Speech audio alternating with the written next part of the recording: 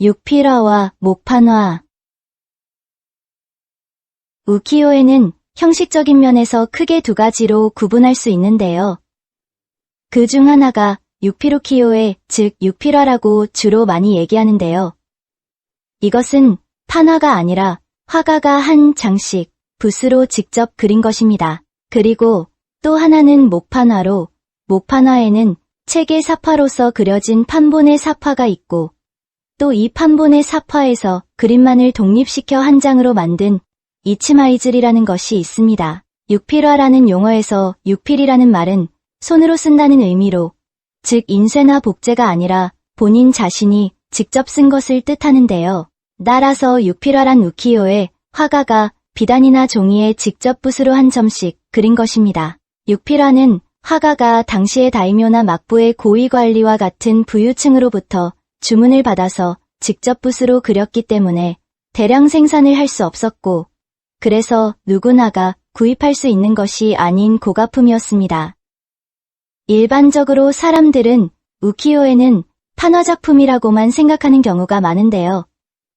여러분들에게 우키요에가 무엇인가라는 질문을 했을 때 대부분 목판화라고 대답해 주신 분들이 많을 것입니다. 하지만 우키요에는 판화작품만 있는 것이 아니라 이 육필화 작품도 있었습니다.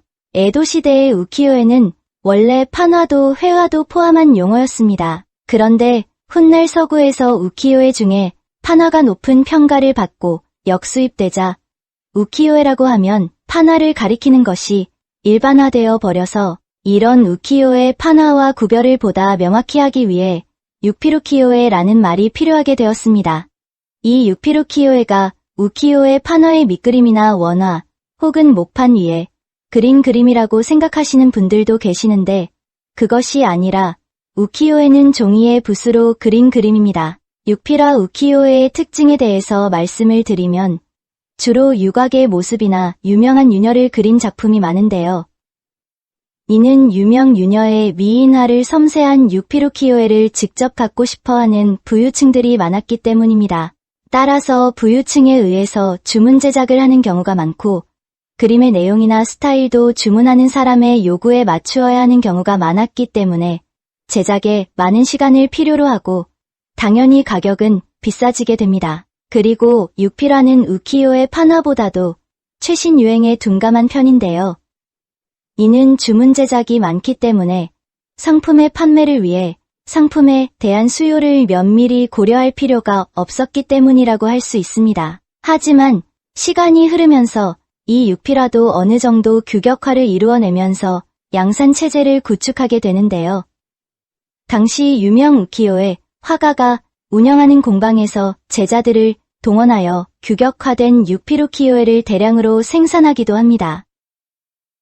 따라서 경우에 따라서는 유명 우키요에 화가의 낙관이나 도장이 있어도 본인의 작품이 아니라 제자의 작품인 경우도 많습니다.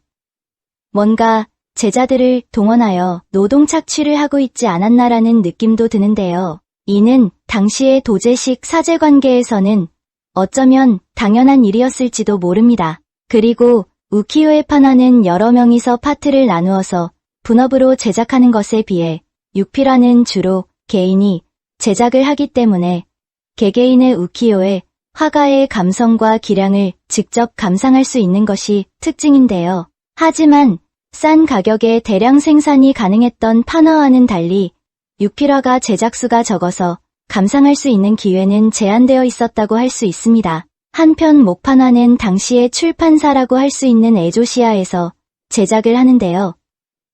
이 에조시아라는 말에서 에는 그림이고 소시라는 것은 당시의 소설류의 읽을거리를 의미합니다. 즉, 그림과 소설류의 간행과 판매를 전문으로 하는 출판사라고 할 수 있습니다.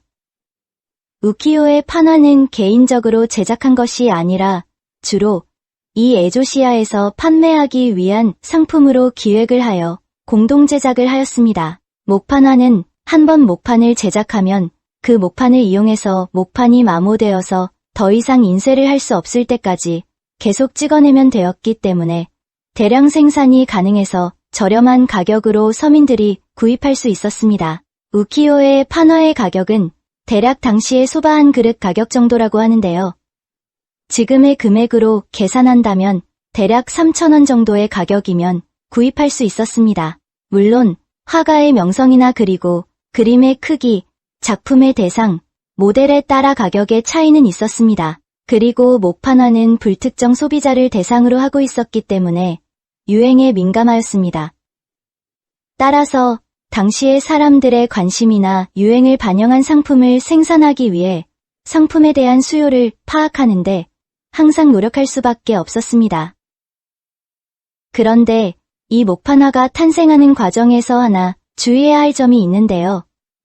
그것은 목판화는 직접 손으로 그리는 육필화를 여러 점으로 복사해서 대량 생산하여 보급시키려고 만든 것이 아니라는 것입니다. 우키요의 판화는 원래 서적의 부속물이었던 판화가 독자적인 상품으로 취급되고 발전한 것입니다. 말하자면 처음에는 소설류와 같은 서적의 사파로 모습을 갖추기 시작했는데 이것이 한 장의 그림으로 독립을 하게 된 것입니다. 당시에 이런 한 장으로 된 인쇄물을 이치마이즐이라고 했는데요. 스루라는 말이 인쇄하다라는 뜻이기 때문에 이치마이즐이는 말 그대로 한 장의 인쇄물인데 목판화 우키요에는 처음에는 소설류와 같은 서적의 사파에서 독립한 이 한 장짜리 그림 이치마이즐이에서 출발했다고 할 수 있습니다.